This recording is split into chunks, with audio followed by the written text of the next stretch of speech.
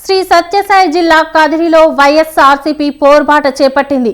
కూటమి ప్రభుత్వం పెంచిన విద్యుత్ ఛార్జీలకు నిరసనగా ఆ పార్టీ కదిరి సమన్వయకర్త మక్బుల్ ఆధ్వర్యంలో ఆందోళన చేపట్టారు. వర్షాన్ని కూడా లెక్క చేయకుండా వైసీపీ ఆఫీస్ నుంచి ర్యాలీగా వెళ్లి సబ్ స్టేషన్ ఎదుట ఆందోళన చేపట్టారు.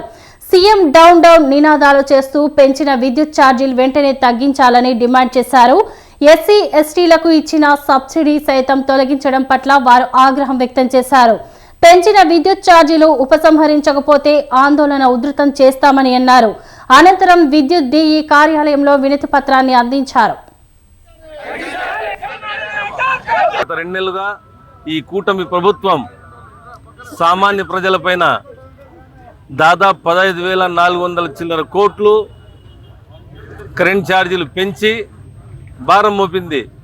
ఎలక్షన్ సమయంలో చంద్రబాబు నాయుడు గారు ప్రతి ఒక్క చోట, ప్రతి ఒక్క సందులో, ప్రతి ఒక్క ఊర్లో, ప్రతి ఒక్క పల్లెలో విద్యుత్ ఛార్జీలు మేము పెంచాం, వీలైతే విద్యుత్ ఛార్జీలు తగ్గిస్తామని పదే పదే చెప్పుకొని వచ్చినారు.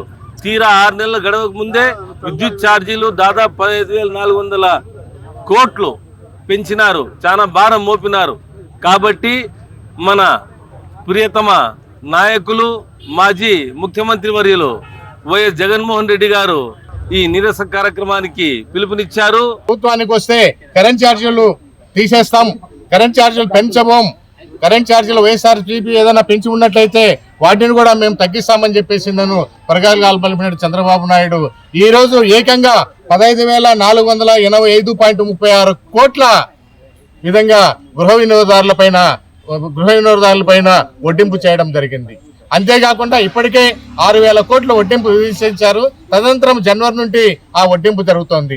ఈ విధంగా గృహ వినియోగదారులు ఇప్పుడు 600 కడుతున్నట్టు ఒక గృహ వినియోగదారు ఇప్పుడు దాదాపు 200 రూపాయల వరకు 800 రూపాయలు 200 రూపాయల వరకు కట్టడం జరుగుతోంది. కాబట్టి ఈ సందర్భంగా మా డిమాండ్ ఒకటి, పెంచినటువంటి ఈ విద్యుత్ ఛార్జీలు వెంటనే